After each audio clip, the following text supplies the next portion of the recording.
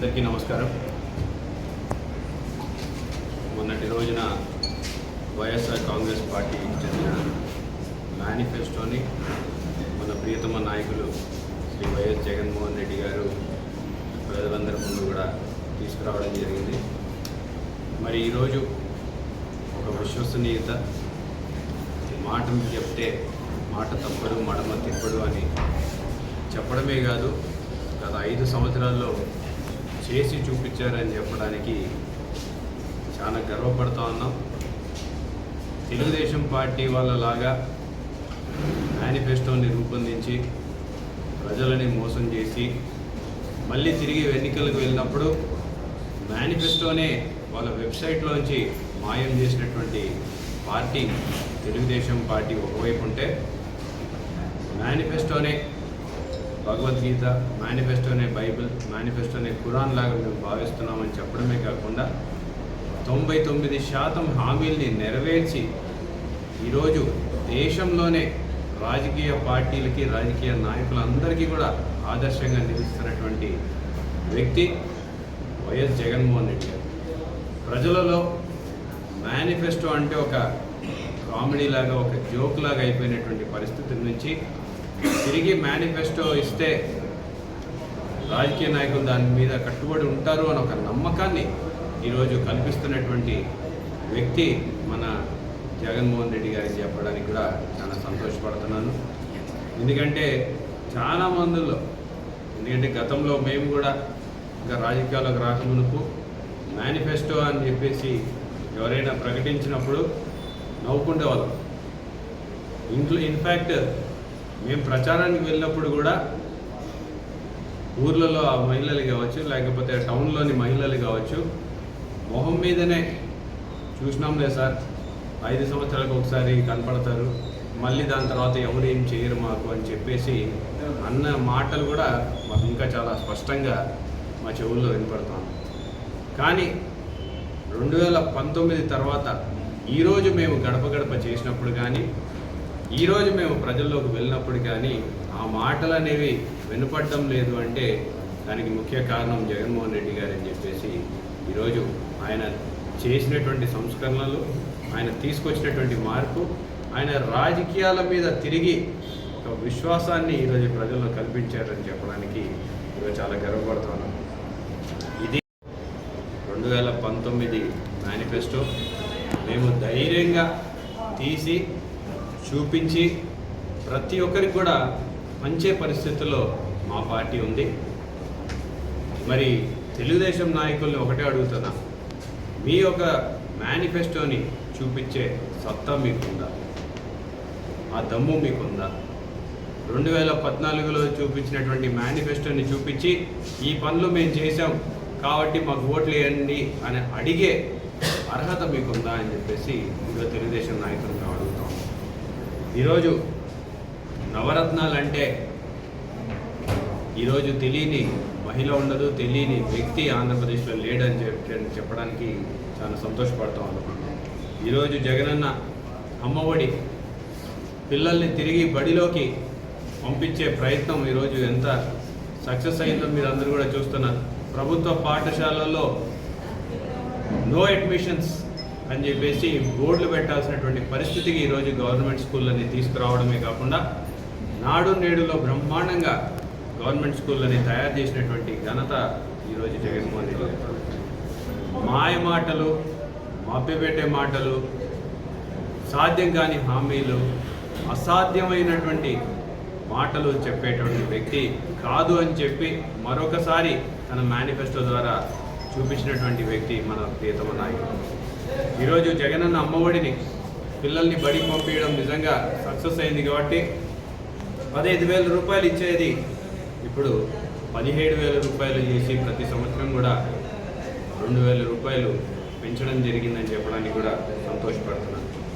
మరి చేయుత కింద 45 నుంచి 60 సంవత్సరాల ఎస్సీ, ఎస్టీ, బీసీ, మైనార్టీ మహిళలకి ఇచ్చేది 75,000 ఏదైతే ఉందో దాన్ని కంటిన్యూ చేయబోతున్నారని చెప్పడానికి కూడా చాలా సంతోషపడుతూ ఉన్నాం.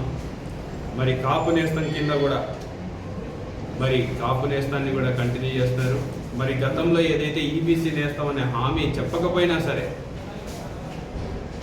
ఓసీ వర్గాల్లో అగ్రవర్ణాల్లో ఉన్నటువంటి పేదలందరినీ కూడా దృష్టిలో పెట్టుకొని ఏదైతే పథకం ఇచ్చారో ఆ పథకాన్ని ఇప్పుడు 5 సంవత్సరాలు కూడా కొనసాగించబోతున్నారని చెప్పడానికి కూడా చాలా సంతోషపడతాను.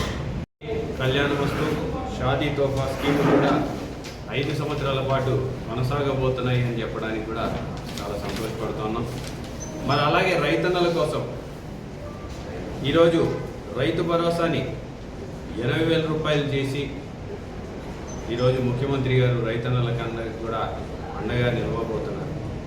మరి రైతన్నలు కూడా రుణమాఫీ లాంటిది రైతు భరోసా అంటే మనం తిరిగి డబ్బు చెల్లించాల్సిన పని లేదు. రైతన్నలందరూ కూడా ఈ డబ్బుని గతంలో కూడా ముఖ్యమంత్రి గారు 4 సంవత్సరాలకి 50,000 అని చెప్పినా సరే మళ్ళీ తిరిగి 1 సంవత్సరం పెంచిన విషయం మీకు అందరికీ కూడా గుర్తుంది. మరి ఈరోజు 80,000 రూపాయలు చేశారు. 80,000 రూపాయలు కూడా ఒక రకమైన రుణమాఫీ లాంటిది ఇది. ఎందుకంటే ఫ్రీ క్రాప్ ఇన్సూరెన్స్ కొనసాగిస్తున్నాడు, 0 వడ్డీ కూడా పంట రుణాలకి అందజేస్తున్నాడు, ఇన్పుట్ సబ్సిడీ, అలాగే 9 గంటల ఫ్రీ పవర్ని కూడా మనం కొనసాగిస్తున్నాం. మరి 80,000 రూపాయలు కూడా రైతన్నలకి ఉచితంగా ఈ ప్రభుత్వం కొనసాగించబోతే ఇవ్వడం జరుగుతుందని చెప్పేసి కూడా చెప్పడానికి చాలా సంతోషపడుతున్నాం. మరి ఫుడ్ ప్రాసెసింగ్ యూనిట్స్ కూడా ఈరోజు food processing units millet processing unit మన నంద్యాలకి శాంక్షన్ అయింది.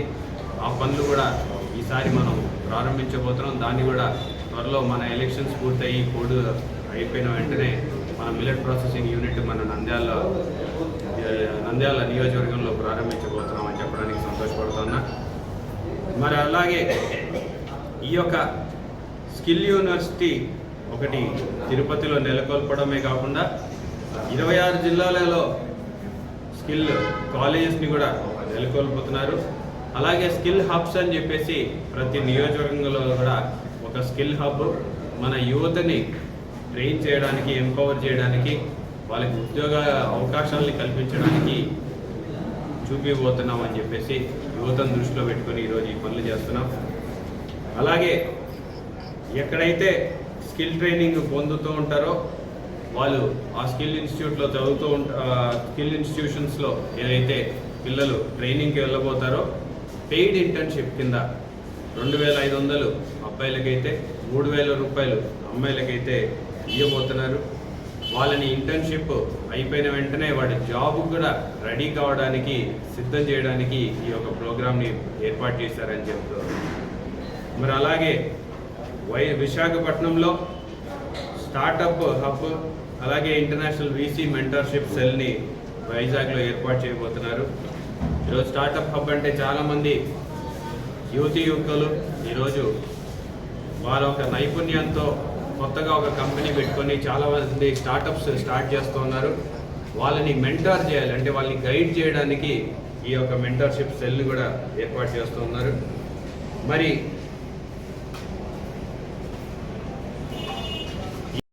ఈరోజు పెన్షన్ కానుక ఏదైతే చంద్రబాబు నాయుడు గారు 1,000 రూపాయలు ఉండేదో దాన్ని 3,000 చేస్తామని చెప్పేసి జగన్మోహన్ రెడ్డి గారు హామీ ఇచ్చిన మేరకు 3,000 రూపాయలు ఈరోజు అవ్వాతాతలకి ఇంటి దగ్గరికి తీసుకెళ్ళివ్వడం. నేను 3,000 రూపాయలు చేస్తానని చెప్పడం ఒక ఎత్తు అయితే, ఇంటికాడికి 1వ తేదీ వస్తే 9 లోపల పెన్షన్ ఇచ్చినటువంటి ఘనత ఈరోజు వైఎస్ఆర్ కాంగ్రెస్ ప్రభుత్వానికి.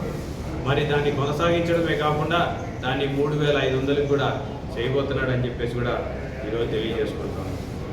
మరి అలాగే కాకుండా ముఖ్యంగా ఈరోజు ఆశా వర్కర్లు కావచ్చు, అంగన్వాడీ వర్కర్లు కావచ్చు, ఈ అవుట్సోర్సింగ్ ఎంప్లాయీస్ ఆప్కాస్లో ఎవరైతే పనిచేస్తూ ఉన్నారో అటువంటి అవుట్సోర్సింగ్ ఎంప్లాయీస్ 25,000 వరకు ఎవరైతే జీతం ఉందో 25,000, 25,000 కంటే తక్కువ ఉన్న వాళ్ళకి, ఎందుకంటే గతంలో కొంతమందికి స్కీమ్స్ రాకుండా ఇబ్బంది పడినటువంటి విషయాన్ని గుర్తించి 12,000 రూపాయలు దాటిన వాళ్ళందరికీ స్కీమ్స్ రానటువంటి పరిస్థితిని ముఖ్యమంత్రి గారి దృష్టికి తీసుకెళ్తే ఈరోజు 25,000 వరకు 25,000 జీతానికి దిగువన ఉన్న ప్రతి ఒక్కరికి కూడా హెల్త్లో, ఎడ్యుకేషన్లో, అలాగే హౌసింగ్, ఈ 3కి సంబంధించిన నవరత్న పథకాలు ఎన్ని ఉన్నాయో అన్ని పథకాలకు కూడా వాళ్ళు అర్హులు కాబోతున్నారని చెప్పడానికి చాలా గర్వపడుతున్నా.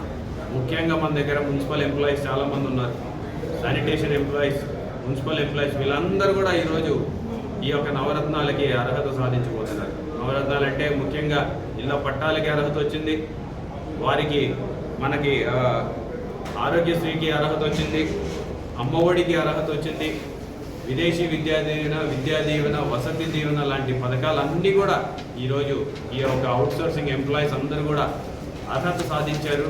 కాబట్టి మేము ఈ అవుట్సోర్సింగ్ ఎంప్లాయీస్ తరఫున, అంగన్వాడీల తరఫున, ఆశా వర్కర్ల తరఫున మన ప్రియతమ ముఖ్యమంత్రి గారికి ధన్యవాదాలు తెలియజేసుకుంటాము. జగనన్న విద్యా దీవెన, వసతి దీవెన, విదేశీ విద్యా దీవెన, విద్యా కానుక, జగనన్న గోరుముద్ద, అలాగే ట్యాబ్ డిస్ట్రిబ్యూషన్ని కంటిన్యూ చేయడమే కాకుండా ఐపీ కరిక్యులం ఈరోజు ఇంటర్నేషనల్ బ్యాక్యులరేట్ అని చెప్పేసి లేటెస్ట్ సిలబస్ ఏదైతే ఎడ్యుకేషన్ సిస్టంలో వచ్చిందో, మనకి ఏదైతే ఎస్ఎస్సి బోర్డు లాగా, సిబిఎస్ఈ బోర్డు లాగా ఐబీ అనేది ఒక ఇంటర్నేషనల్ బోర్డు, ఆ ఇంటర్నేషనల్ బ్యాక్యులరేట్ అనే దాన్ని ఈరోజు టైఅప్ చేసుకొని మన ప్రభుత్వ పాఠశాలల్లో కూడా తీసుకురాబోతున్నాం అని చెప్పడానికి చాలా గర్వపడుతూ ఉన్నాం. ఎందుకంటే మీరు ఒకసారి ఎంక్వైరీ చేసుకోవచ్చు, హైదరాబాద్ లాంటి నగరాలలో ఐబీ స్కూల్స్ లాంటి ఇంటర్నేషనల్ స్కూల్స్లో ఈరోజు అడ్మిషన్ కావాలంటే 4 లక్షల నుంచి 7 లక్షల రూపాయల వరకు సంవత్సరానికి ఒక పిల్లోడికి ఛార్జ్ చేస్తున్నారు. 4 లక్షల నుంచి 7 లక్షల రూపాయల వరకు. అంటే అటువంటి చదువుని మన పిల్లలకి ఈరోజు ప్రభుత్వ పాఠశాలల్లో ఉచితంగా ఇవ్వబోతున్నాడు, ఇంగ్లీష్ మీడియం చదువు చెప్పబోతున్నాడు అని చెప్పడానికి మేము చాలా గర్వపడతా ఉన్నాం. మరి అలాగే నాడు నేడు ప్రోగ్రాంలు కొనసాగుతుంది. నాడు నేడు కింద ఎప్పటికప్పుడు స్కూల్లో ఇన్ఫ్రాస్ట్రక్చర్ని కూడా అప్గ్రేడ్ చేస్తూనే ఉంటాము అని చెప్పడానికి కూడా చాలా సంతోషపడతాము. మరి అలాగే హెల్త్ కేర్లో ఈరోజు ఆరోగ్యశ్రీ 1000 రోగాలకి ఉన్నట్టు దాన్ని 3000 రోగాల వరకు తీసుకెళ్ళడమే కాకుండా 5 లక్షల నుంచి 25 లక్షలు ఆరోగ్యశ్రీని చేసినటువంటి విషయాన్ని ఈరోజు మీకు గుర్తు చేస్తున్నా. మరి జగనన్న ఆరోగ్య సురక్ష ద్వారా ఇంటింటికాడికి వచ్చేసి వారికి వైద్యం చేయించిన పరిస్థితి, ఫ్యామిలీ డాక్టర్ కాన్సెప్ట్ని తీసుకురావడం జరిగింది. ఆరోగ్య ఆసరా పథకం కూడా కొనసాగబోతుందని చెప్పడానికి కూడా చాలా సంతోషపడుతున్నాం. మరి అలాగే 3 cardiac super speciality hubs, cardiac అంటే మన హార్ట్కి సంబంధించినటువంటి హాస్పిటల్స్ని వైజాగ్, గుంటూరు, కర్నూలులో కూడా ఒకటి తీసుకురాబోతున్నారు. మరి అలాగే క్యాన్సర్ కేర్ సెంటర్స్ని, ఈరోజు క్యాన్సర్ బారిన అధిక మంది పడుతున్నారనే ఉద్దేశంతో ఒక స్పెషల్ క్యాన్సర్ కేర్ సెంటర్స్ని ఏర్పాటు చేస్తున్నారు. దాంట్లో మన కర్నూలులో కూడా ఒక క్యాన్సర్ కేర్ సెంటర్ని ఏర్పాటు చేస్తున్నారని చెప్పడానికి కూడా సంతోషపడుతున్నాం. మరి గతంలోనే 17 మెడికల్ కాలేజీలు శాంక్షన్ అవడమే కాకుండా 5 మెడికల్ కాలేజీలు ప్రారంభమయ్యాయి. ఆ 5లో మన నంద్యాల మెడికల్ కాలేజ్ కూడా ఉంది అని చెప్పడానికి కూడా చాలా సంతోషపడుతున్నాం. మేము ప్రచారంలో కూడా చెప్తున్న విధంగానే నంద్యాలలో పోయిన ఏడాది మెడికల్ కాలేజ్ తీసుకొచ్చాం, వచ్చే ఏడాది నర్సింగ్ కాలేజ్ కూడా తీసుకురాబోతున్నాం అని చెప్పేసి కూడా ఈ సందర్భంగా మీ అందరికీ కూడా తెలియజేసుకుంటున్నాం. మరి ఏదైతే మన ఎంబీబీఎస్ సీట్లని పెంచడమే కాకుండా రాష్ట్రంలో పీజీ సీట్లను కూడా ఈరోజు పెరగడానికి ఆస్కారం లభించింది. మరి పిల్లల భవిష్యత్తుని దృష్టిలో పెట్టుకొని ఇంత మంచి పని చేస్తున్నటువంటి ముఖ్యమంత్రి గారికి మేము ధన్యవాదాలు తెలియజేసుకుంటున్నాం. ఇండస్ట్రీస్కి సంబంధించి, ఇన్ఫ్రాస్ట్రక్చర్కి సంబంధించి, రోడ్లు కావచ్చు, ఈ డ్రింకింగ్ వాటర్కి సంబంధించింది కూడా రెగ్యులర్గా మెయింటెనెన్స్ ఇవన్నీ చేయడమే కాకుండా 4 పోర్ట్లు, 10 ఫిషింగ్ హార్బర్లు, 6 ఫిష్ ల్యాండింగ్ సెంటర్లను కూడా ఆంధ్రప్రదేశ్లో ఏర్పాటు చేయబోతున్నాం. మరి ఒక ఇంటర్నేషనల్ ఎయిర్పోర్ట్ భోగాపురంలో రాబోతుంది. దాదాపు 4600 కోట్ల రూపాయలతోటి ఈరోజు భోగాపురంలో వైజాగ్ ఎయిర్పోర్ట్ కట్టబోతున్నామని చెప్పడానికి, కడుతున్నాం, ఆల్రెడీ పనులు జరుగుతున్నాయి, దాన్ని కూడా త్వరగతిన పూర్తి చేస్తామని చెప్పడానికి కూడా సంతోషపడుతున్నాం. మరి అలాగే జిల్లా హెడ్ క్వార్టర్ని మోడర్న్ స్మార్ట్ సిటీగా తయారు చేస్తాం. అంటే జిల్లా హెడ్ క్వార్టర్ అంటే ఈరోజు నంద్యాల లాంటి హెడ్ క్వార్టర్ని ట్రాన్స్ఫార్మ్ చేయడానికి 2000 కోట్ల రూపాయలతోటి ఇనిషియల్ ఇన్వెస్ట్మెంట్ని తీసుకురాబోతున్నారు. 2000 కోట్ల రూపాయలతోటి ప్రతి జిల్లా హెడ్ క్వార్టర్, అంటే మన నంద్యాలకి 2000 కోట్ల రూపాయల పెట్టుబడులు మనం పెట్టబోతున్నామని చెప్పడానికి మేము చాలా సంతోషిస్తూ ఉన్నాం.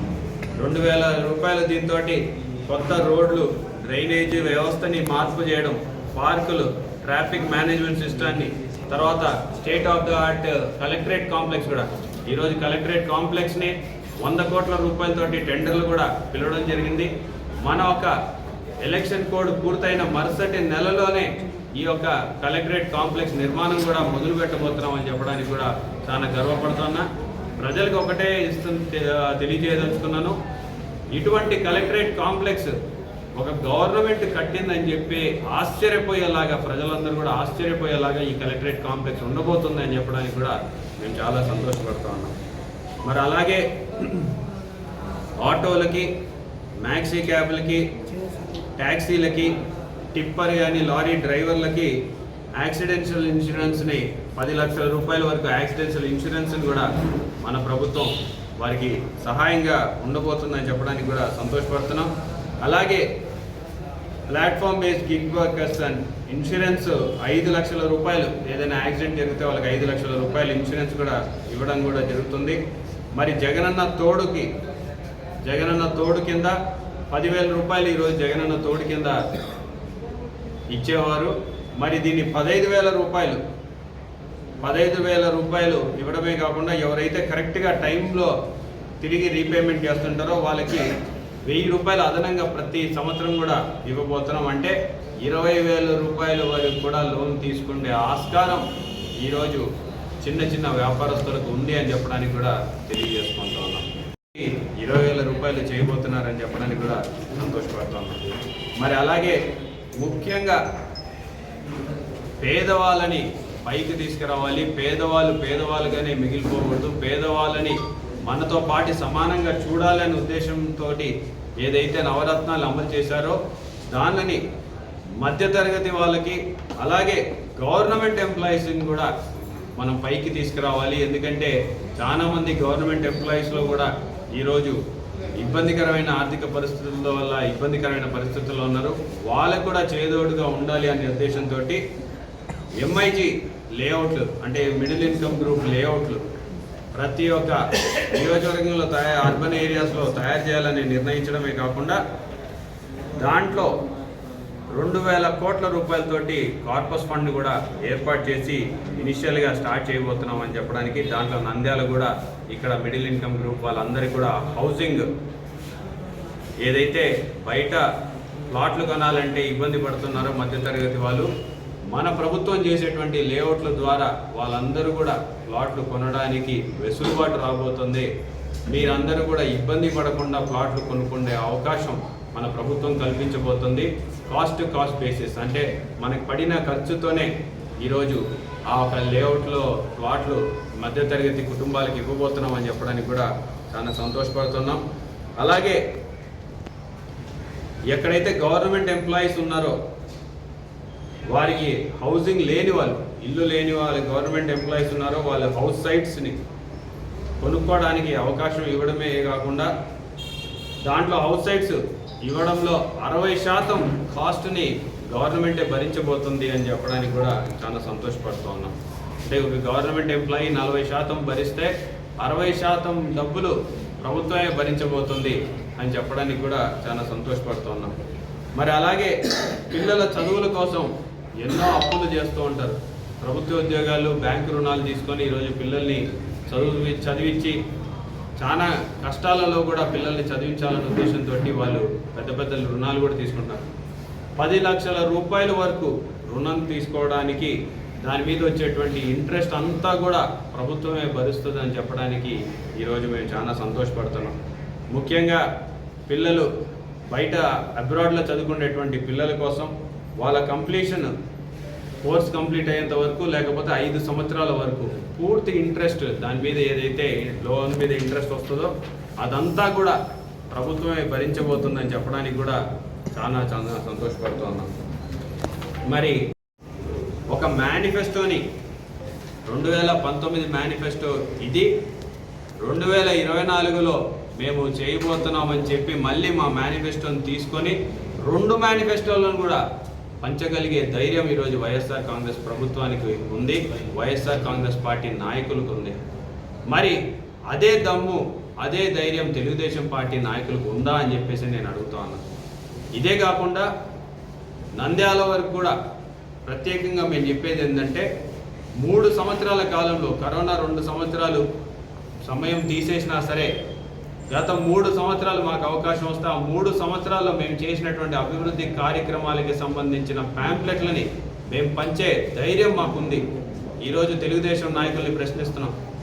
మీరు 21 సంవత్సరాల పాటు అధికారంలో ఉన్నారు, 5 శాఖలకి మంత్రిగా పనిచేసినారు.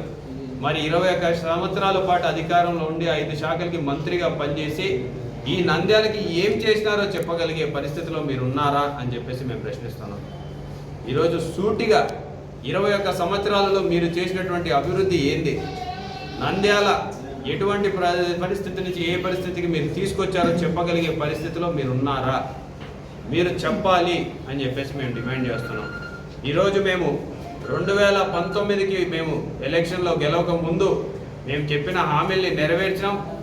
2019 తర్వాత జిల్లా జయ సాధించడంలో కానీ, మెడికల్ కాలేజ్ సాధించడంలో కానీ, ఐటీఐ కాలేజ్ సాధించడంలో కానీ, మహిళా జూనియర్ కళాశాల, బాయ్స్ జూనియర్ కళాశాల, ఉర్దూ జూనియర్ కళాశాల, ఈరోజు ఏపీ మోడల్ స్కూల్, నాడు నేడులో బ్రహ్మాండంగా స్కూళ్ళన్నీ తయారు చేయడం, 8 పార్కులు కట్టినాం, 5 అర్బన్ హెల్త్ సెంటర్లు కట్టినాం, గ్రామ సచివాలయాలు, రైతు భరోసా కేంద్రాలు, హెల్త్ సెంటర్లు, మిల్క్ సెంటర్లు, ఈరోజు 2 నేషనల్ హైవేలు సాధించుకొని వచ్చాం. ఇవన్నీ మేము 3 సంవత్సరాల్లో చేస్తే 154 కోట్ల రూపాయలతో అమృత్ పథకాన్ని పూర్తి చేసి బ్రిడ్జిలు కట్టి రోడ్లు వేసి ఇవన్నీ మేము 3 సంవత్సరాల్లో చేస్తే ముందు వెడల్పు కార్యక్రమాన్ని మొదలుపెట్టి ఇవన్నీ 3 సంవత్సరాల్లో చేస్తే 21 సంవత్సరాలు అంటే మాకంటే 7 సార్లు ఎక్కువగా మీరు అధికారంలో ఉన్నారు. నేను ఒక సాధారణ ఎమ్మెల్యే, మీరు 5 శాఖలకి మంత్రిగా పనిచేసినారు. మీరు ఏం చేసినారు నంద్యాల? ఒకసారి చెప్పమని చెప్పి కోరుతాను. మాట మాట్లాడితేనే నంద్యాలలో మేము నంద్యాలలో అని చెప్పుకుంటారు. మీరు నంద్యాలకి ఏం చేసినారు?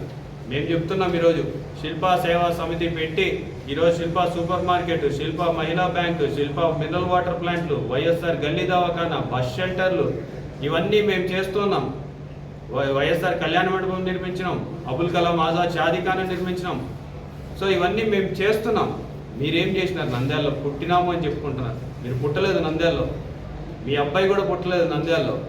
మరి నేను బయట వాడిని అవుతే మీరు కూడా బయట వాళ్ళనే విషయాన్ని మీరు గుర్తుపెట్టుకోవాలని చెప్పేసి కూడా నేను తెలియజేస్తాను. మీరు నంద్యాలకు ఏం చేసినారు? నంద్యాల ప్రజల కోసం ఏం చేసినారు? అది చెప్పాల్సిన అవసరం ఉందని చెప్పేసి, ఆవశ్యకత ఉందని చెప్పేసి కూడా నేను తెలియజేసుకుంటున్నాను.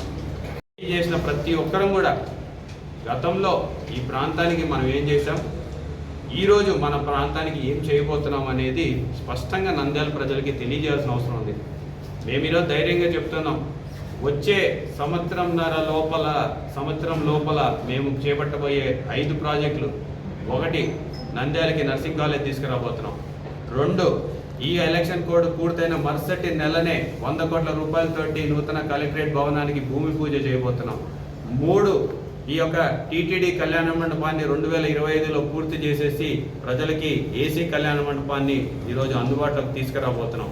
4 174 కోట్ల రూపాయలతోటి అమృత్ పథకంలో గోరుకల నుంచి నీళ్లు తీసుకొచ్చేసి నంద్యాల దాహార్తిని తీర్చబోతున్నాం. మరి 5 ఈ మన ఐటీఐ కాలేజీకి కొత్త భవనాన్ని శాంక్షన్ చేయించి మనం వాళ్ళు ఐటీఐ కాలేజ్ తీసుకొచ్చాం. ఐటీఐ కాలేజీకి కూడా కొత్త భవనాన్ని శాంక్షన్ చేసి 11 కోట్ల రూపాయలతోటి నూతన భవనం కట్టబోతున్నాం. ఈ 5 వచ్చే సంవత్సరంలో మొదలు పెట్టబోతున్నాం. మీకు చెప్పే ఉందా? మీకు చెప్పే పరిస్థితిలో మీరు ఉన్నారా? దాదాపు 21 సంవత్సరాల పాటు అధికారంలో ఉండి 5 శాఖలకి మంత్రిగా పనిచేసి విద్యాశాఖ, వైద్య శాఖ, దాని తర్వాత మున్సిపల్ శాఖ, తర్వాత చక్కెర కర్మాగార శాఖ, దాని తర్వాత మైనార్టీ శాఖ. ఆ శాఖల్లో మీరు ఏం చేసినారో చెప్పగలుగుతారా అని చెప్పేసి నేను అడుగుతాను. నంద్యాలకి ప్రత్యేకంగా మీరు ఏం చేసినారో చెప్పగలుగుతారా అని నేను అడుగుతాను. ఈరోజు ఎస్సీలకు కావచ్చు, బీసీలకు కావచ్చు, ఎస్టీలకు కావచ్చు, మైనార్టీలకు కావచ్చు, లేకపోతే మిగతా వర్గాల అన్ని దానికి కూడా మీరు ఏం చేశారు? ఈ నంద్యాలలో ఉన్నటువంటి ప్రజల్లో మీరు ఎవరిని పైకి తీసుకొచ్చారు? ఎవరి కోసం పనిచేశారు? మీరు చెప్పగలుగుతారా? మీ హయాంలో ఏ వర్గం బాగుపడింది? మీ హయాంలో ఏ వర్గాన్ని పైకి తీసుకొచ్చారో చెప్పగలుగుతారా? ఇవన్నీ కూడా మనం పెద్ద పెద్ద మాటలు మాట్లాడుకోవాల్సిన అవసరంలా, అబద్ధపు మాటలు చెప్పాల్సిన పనులా, లేకపోతే మోసపూరితమైన మాటలు అసలే చెప్పాల్సిన పనులా? ఈరోజు మేము సూటిగా ఈ పనులు మేము చేశాం. నేను ఇంకా మా నాయన చేసినవన్నీ కూడా చెప్పుకోవడంలా. మా నాయన చేసినవి చెప్పుకుంటూ పోతే మీరు అసలు 21 ఇయర్స్లో అసలు ఏమీ చేయలేదనేది ప్రజలకి స్పష్టంగా కనపడుతుంది ఈరోజు. కాబట్టి నేను 3 సంవత్సరాల్లో చేసినంత పని అన్నా సరే మీరు 21 సంవత్సరాల్లో చేసినారా అని నేను ప్రశ్నిస్తున్నా. దానికి సమాధానం సూటిగా చెప్పాలని చెప్పేసి కూడా నేను కోరుకుంటూ, ఈరోజు మోసపూరితమైన వాగ్దానాలు, మోసపూరితమైన మాటలు, మోసపూరితమైనటువంటి అలయన్స్లతోటి ఈరోజు Telugu Desam party, Janasena party, BJP party, Congress, CPI, CPM అందరూ కలిసికట్టుగా ఏకమయ్యి ఒక్క వ్యక్తిని పడగొట్టాలని చెప్పేసి ప్రయత్నం చేస్తున్నారే. ఆ వ్యక్తి యొక్క బలం మేము చెప్పేదానికంటే మీ యొక్క భయంలోనే మీరు ఏకమవడానికి, ఏదైతే మీరందరూ ఏకమవడానికి నిర్ణయించుకున్నారో ఆ భయంలోనే తెలుస్తుంది ఈ వ్యక్తి ఎంత పవర్ఫుల్లో, ఎంత స్ట్రాంగ్ అని చెప్పేసి. కాబట్టి జగన్మోహన్ రెడ్డి గారి ఒక బలాన్ని ప్రజలకి తెలియజేసినందుకు, జగన్మోహన్ రెడ్డి గారి ఒక బలాన్ని మీరందరూ కూడా ఒప్పుకునేందుకు మేము మీ అందరికి కూడా కృతజ్ఞతలు తెలియజేస్తున్నాం. ఈ 2024వ ఎన్నికల్లో మరొక సునామీని చూడబోతున్నాం. వైఎస్ఆర్సీపీ సునామీ ఏ రకంగా ఉండబోతుందో చూడబోతున్నాం.